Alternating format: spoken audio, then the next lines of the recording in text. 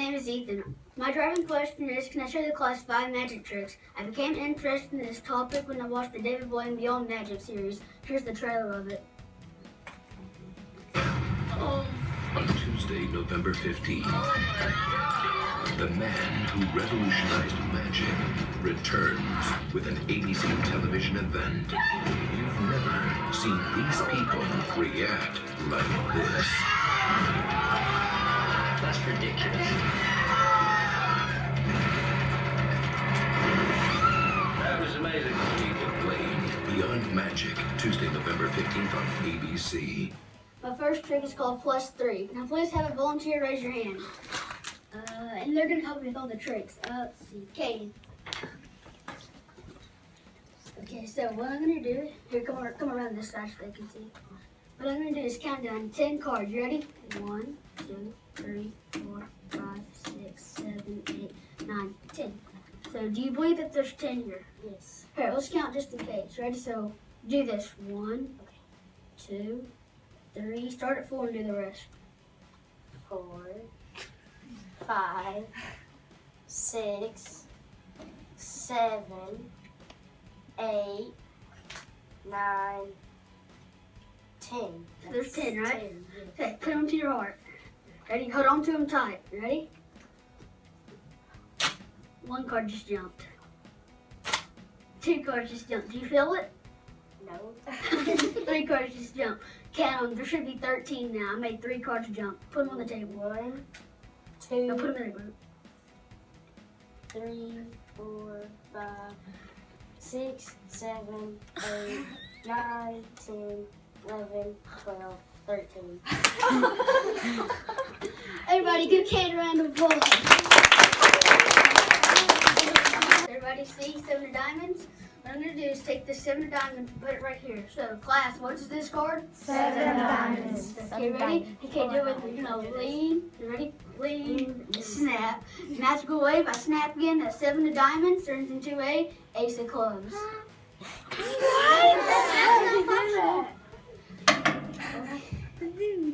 The next trick is called 4 times 4 equals 16.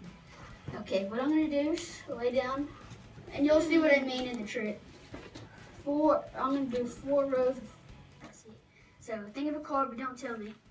Okay, you got it? Now, is it in row 1, 2, 3, or 4? 4. 4, so it's in this last row. Okay.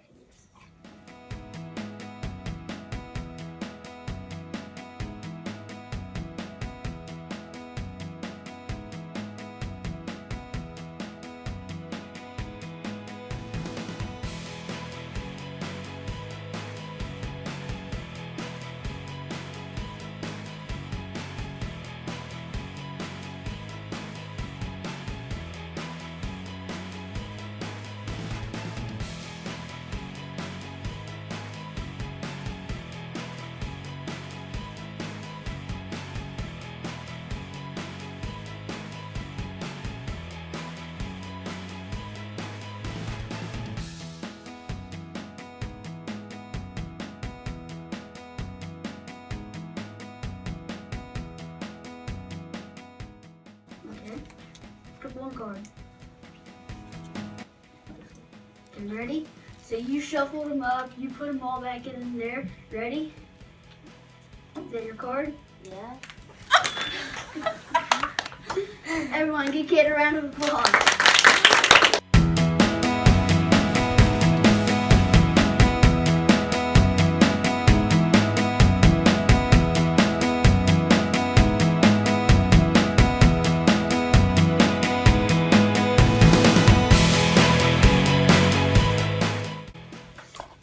Hi, I'm Cole, and my driving question is, what are the qualifications to be in the Secret Service?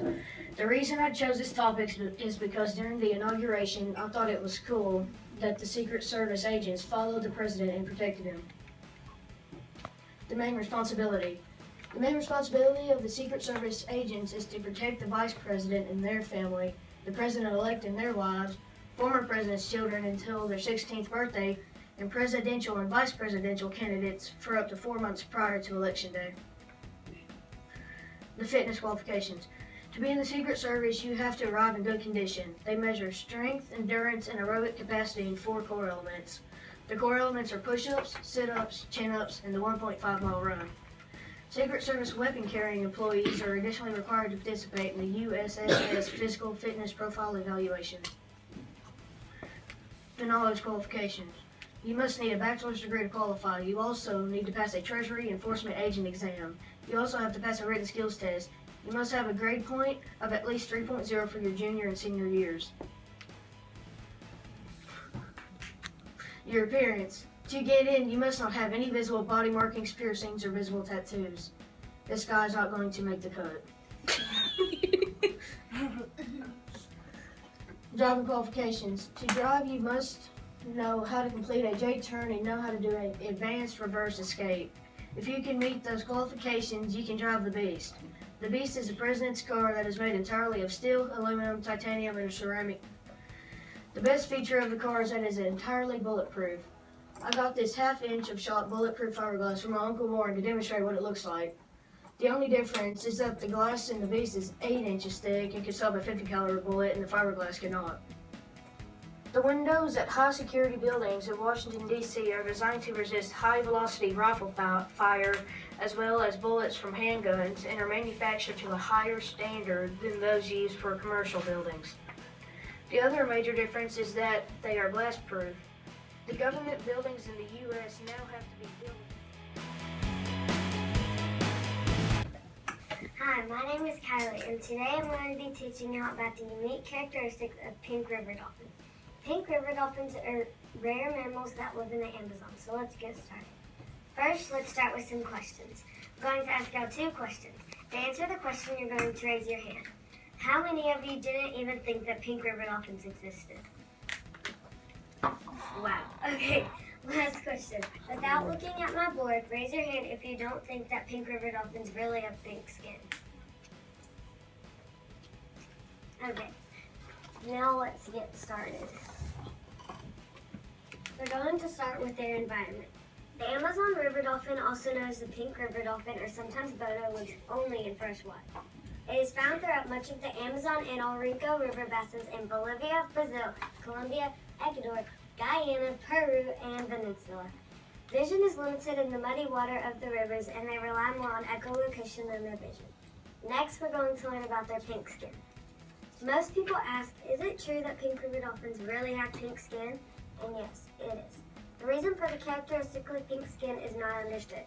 Some scientists believe that the presence of the capillaries near to their skin gives them the pinkish tone that they are known for. Other factors, which could include the animal's age, temperature of water, and even the chemical makeup of water, is especially in relation to the iron levels. Now we're going to talk about calves, or baby dolphins. Calf is the name for a baby pink river dolphin. Calves are usually born between June and July. When born, they're approximately 30 inches long and weigh just over 22 pounds. Although we don't have an exact figure, the gestation period prior to their birth is somewhere between 9 and 12 months. The dolphin's maturity is determined by size rather than age. When females are around 5.5 feet long, they are considered mature. When the male is around 7 feet long, it is said to be mature. Next, we will be going over the unique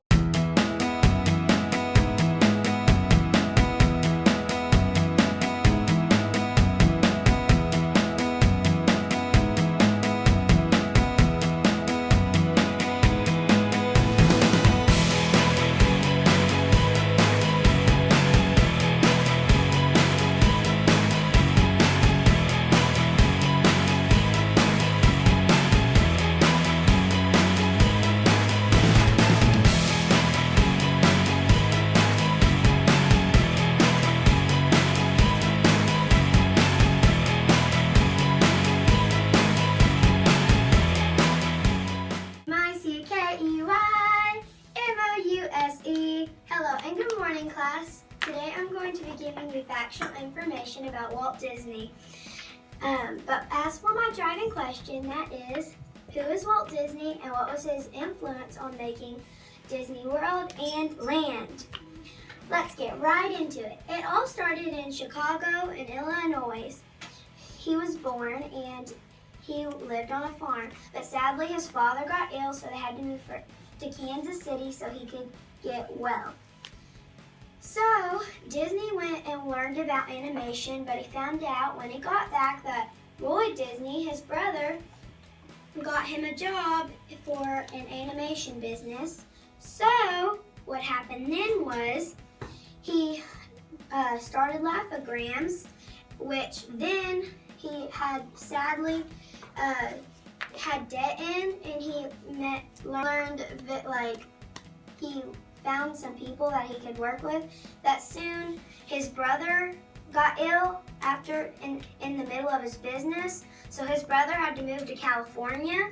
So then after he had his debt, he moved to California where his new business started.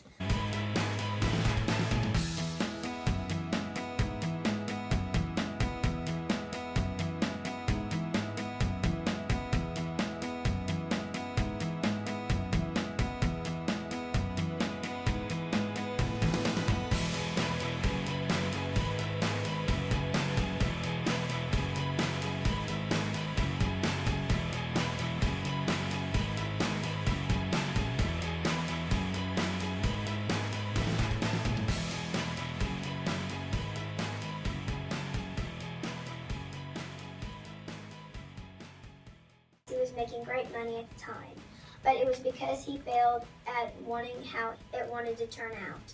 He wanted it to be a family theme park that you could go to. Question 11. Card 11. What is his height? 5'10" for his height. Well, card 12. I have card 12. What is his birthday? December 5th, 1901. I'll take it from here.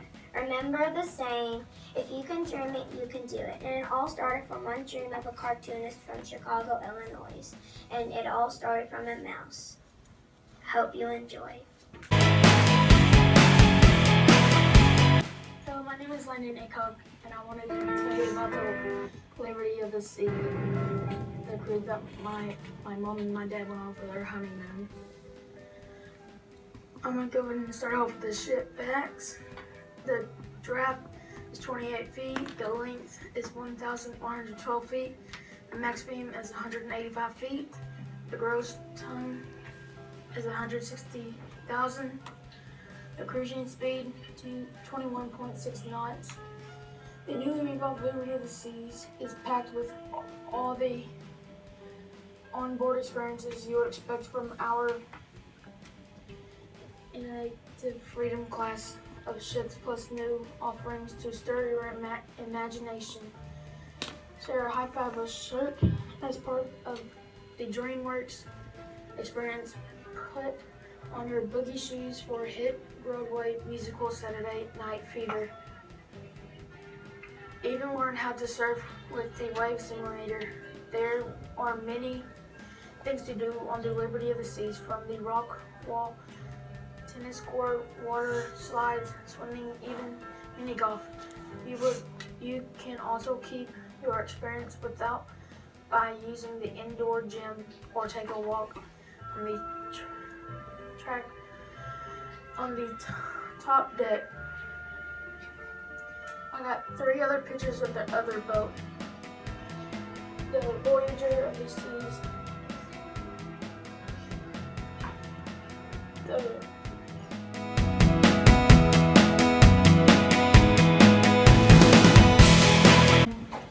Hi, my name is Callie, and I'm doing my passion project about chihuahuas. My question was, can I teach the class about chihuahuas? That's my dog Batman. That's me holding 3 pups right there. That dog was hers. That's Tootsie, and her baby died because it wasn't able to make it on her mom. This is showing y'all how small grunts can be, and this is how big regular babies can be. That's me and my mom holding our dogs on Christmas. That's my dog looking up at me. That's my brother right there, and that's his dog as a baby. And there she is growing up more, and that's her daughter up there. And then there's a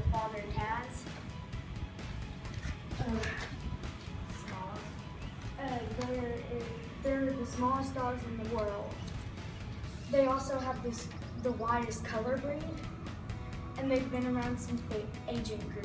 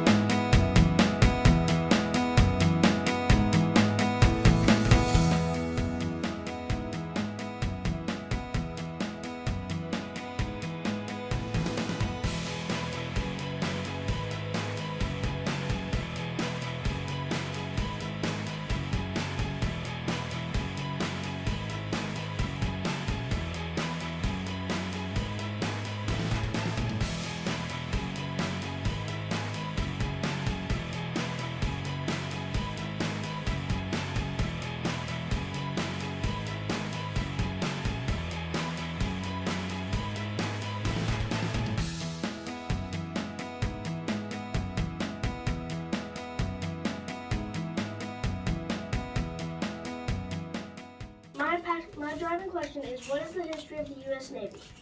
So, June 12, 1775. The first American Navy, which is the Rhode Island Navy, is commissioned by the Rhode Island Assembly. The armed ships are among the first to actively fight back against the British.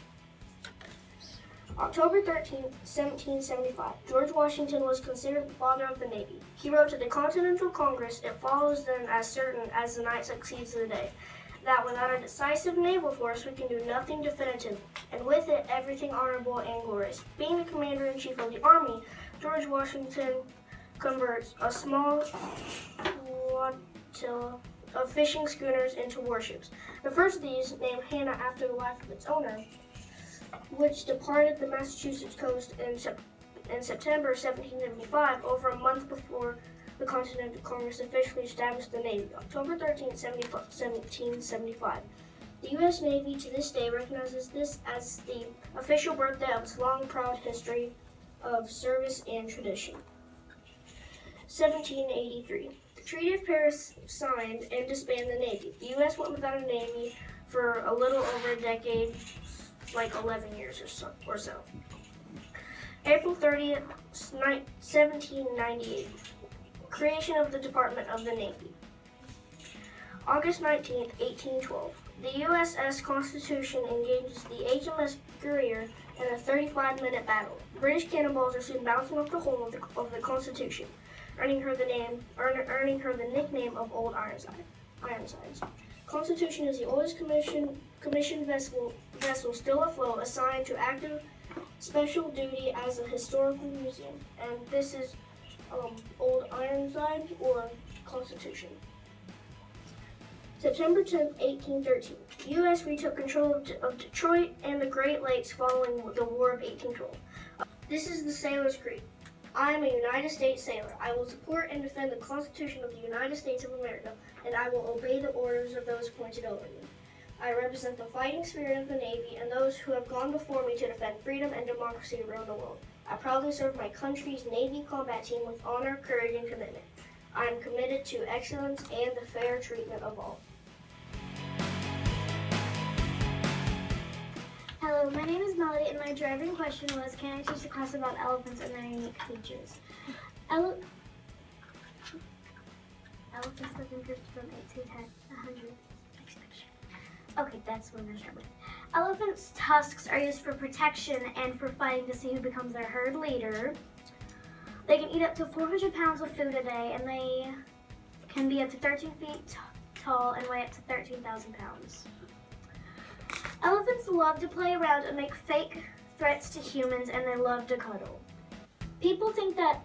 A lot of people think that elephants are dumb, but it turns out they're smarter than humans. And everyone knows that elephants never forget, because if they do, if they lose their herd, then they're going to need to know who their herd leader is. Elephants' ears are so big because humans sweat, elephants can't. Elephants' ears are big so they can fend themselves off when they're hot. Because they have such a big body, they have a lot of body heat. There are many different types of elephants. There is Asian, African bush, Indian, African forest, Sri Lankan, Borneo, and many others. Elephants are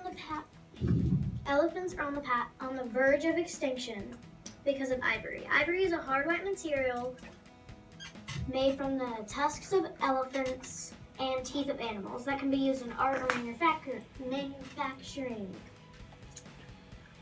The national and international ivory has threatened species such as African and Asian elephants, which are legal to hunt. The largest known African elephant is displayed at the Smithsonian. It stands up to 13 feet tall and weighs 22,000 pounds. Elephants' trunks are actually their noses, and their ancestors are mammoths. And it just has elephants are the world's largest land animal and are sort of humans. Elephants honor their dead and never forget. I wanted this topic because my sister is obsessed with elephants, and so she gave me all of these. So every time I go over there and I mention my passion project being elephants, she would always ask me questions saying, did you know elephants do this or that? And was to teach y'all how to both show you how to bow fish and show you all the types of fish. So I'm gonna start out with my video.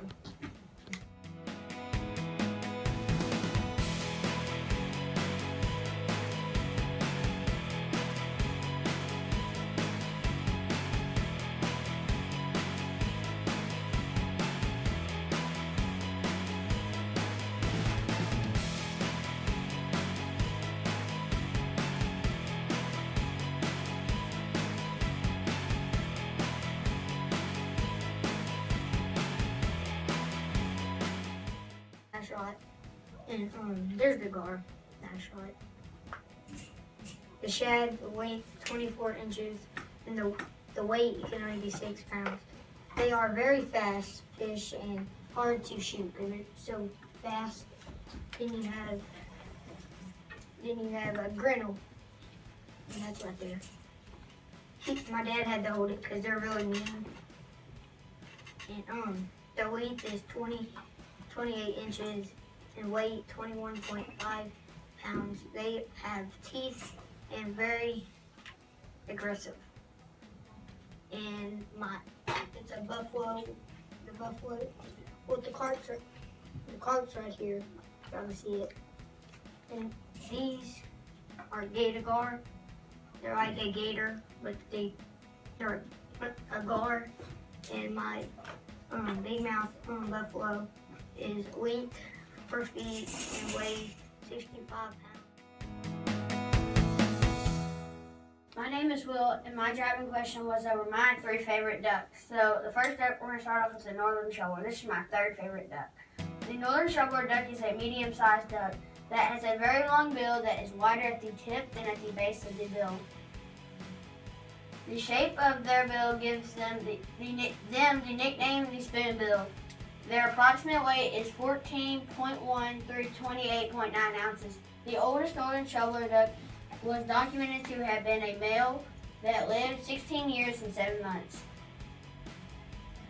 Their average lifespan is noted to be 18 years and 6 months. The northern shovelware duck natural habitats included freshwater and saline marshes, industrial cooling ponds, artificial wastewater ponds, and coastal lagoons.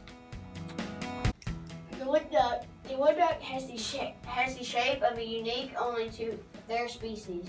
This shape can be described as having a boxy crested head with a thin skinny neck and a long body. That's a picture of the mallard over here.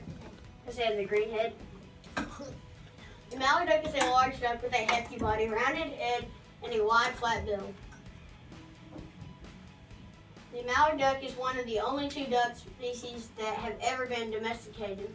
So if you are looking for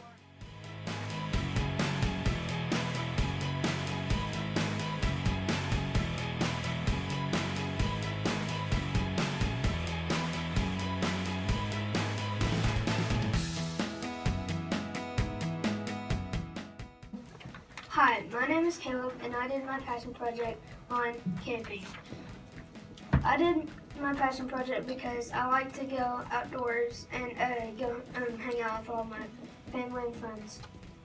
I did the top 5 things you need to go camping. A tent or covering to protect you from the elements, animals, and insects. Well, the elements would be like the rain and then the wind. 2, food to eat, which is like you're gonna need marshmallows and then a meal for breakfast, lunch, and dinner. 3, a flashlight, which I think it's over there. This would be a flashlight I would use in my tent just to, in case I would go out for an emergency or something. And 4, a wood for a good fire. And there's also another fun fact about fire. You don't always have to use wood. I found a video that it said you can actually use Doritos. Doritos? For a what? good campfire. Yeah, you have to say. And then 5, protective clothing. Like, you know, when you go out hiking, there's poison ivy and stuff, and there's like a bunch, and you need to wear pants or sweatpants or something like that for protect your legs from getting rashes. And here's some facts about camping. Number 1, know the area you're camping in, just in case like if there's a pond beside your campsite and you get lost and you see it. Doritos. This popular snack is flammable and will keep your fire going strong. 22. If you want to spare your snack but still need a little help with starting the fire, use cotton pads dipped in wax. 21. Doritos and cotton dipped in wax will do the trick when it comes to starting a fire.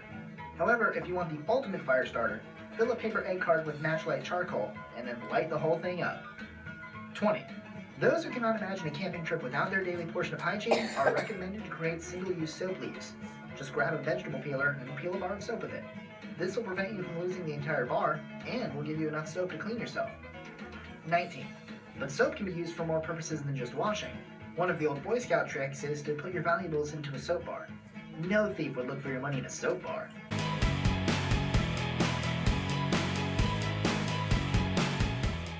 Today I'm going to teach you about how to become a first-degree black belt in Taekwondo.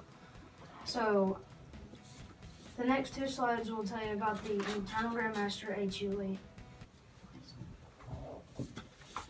Eternal Grandmaster H.U. Lee. He founded ATA in 1969.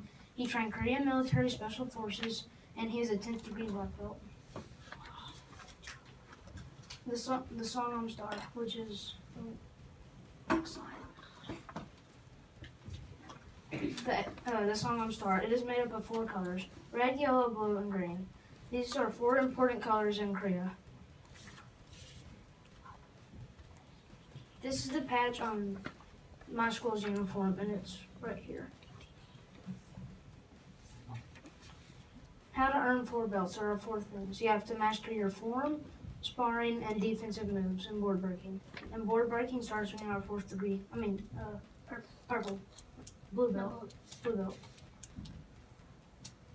This is a picture of the belts I've earned. They didn't all fit in the picture. And then the one on the very top, which is the one that has the red, gold, and black, is the one I had before my black belt.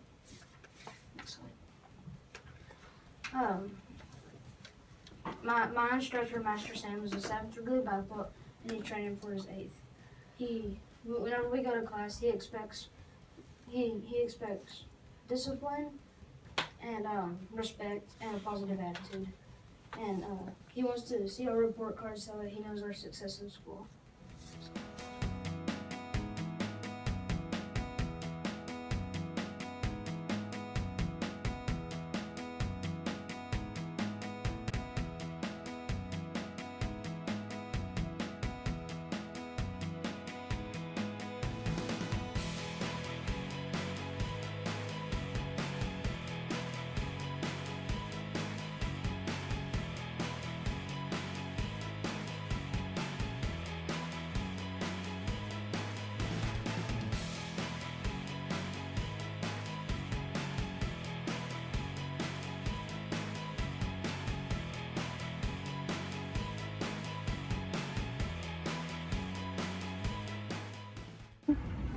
Hi, my name is Davis. My driving question is, can I show my class how to play hoverball? And my assistant is Savannah. So this is how you play.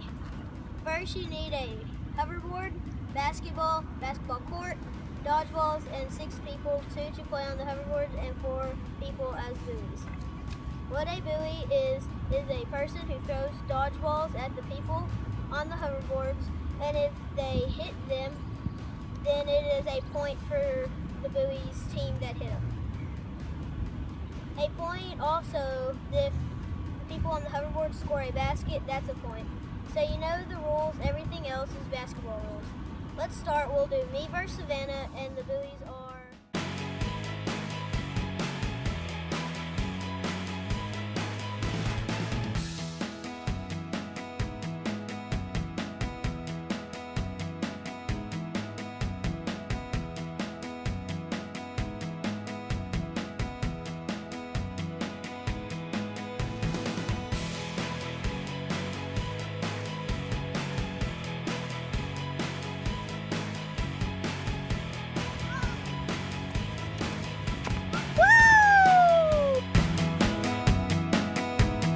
Hi, my name is Becca, and my driving question was, can I teach the class about the history of softball? What led me to do this is I have played softball almost all my life. Now I would like to show you a quick slideshow. Softball is a variant of baseball with a bigger ball and a smaller field. What that is saying is basically a softball is bigger and weighs more than a baseball. And people who play softball play on a smaller field with more dirt than baseball fields. And down here is an example of a softball field. How it was invented. It was first invented as an indoor game in Chicago. It was called indoor baseball, mush ball, playground ball, kitten ball, and because women played it, ladies ball. This is a video showing how to catch a ball. If you can't hold on to the ball, you're going to have a hard time making the plays at games and at practice. So in this iSport lesson, we're going to learn how to catch a softball. It's important for new softball players to square their entire bodies to the thrower. That means your hips, toes, and shoulders should all be pointing at your target. Keep your knees bent and your feet in a strong athletic position. You have to remember that Sometimes the moms get a little too crazy. Sometimes my mom starts to get a little into the game and starts yelling at umpires and chanting really, really loud. I think it's funny, but sometimes she gets a little carried away.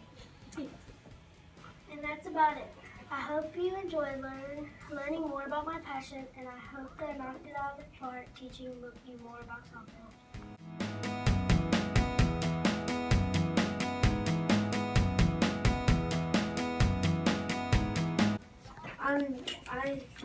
I'm doing the history of Tom Brady and teaching you. Yeah. Tom Brady is one of the top QBs in NFL history. Tom Brady has won 5 Super Bowl championships and 2 MVP awards with the New England Patriots. While Brady was growing up, he often attended the San Francisco 49ers games to watch legendary QB Joe Montana. Tom Brady set the record for the most touchdowns when he threw 50 in 2007, but the record stopped 6 years later by his longtime rival Peyton Manning. The New England Patriot Tom Brady is the first QB in NFL history to win 5 Super Bowl championships. He was born on August 3, 1997 in San Mateo, California. Tom Brady excelled at both football and baseball at Junipero Serra High School. After graduating in 1995, Brady passed up on a chance to play professional baseball to go to the University of Michigan. February 6, 2017, in his final season, he helped lead his team to the Orange Bowl victory. Moving on to the NFL, Brady was drafted by the New England Patriots in the 6th round of the 2000 NFL Draft. 2016 season, Deflategate and Super Bowl XLIX chump. Historic Super Bowl LI victory.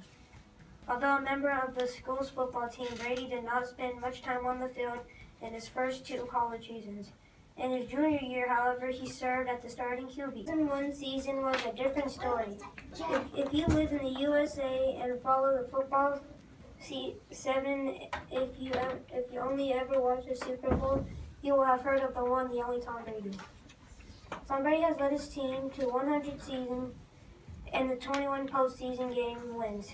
He was the leading athlete in the NFL Top 100 in the 2010 following season, where he achieved a record of 358 consecutive passes without a single interception. He became the first QB to throw 200 or more touchdowns in a season. After the 2014 season, a new word entered the Lexington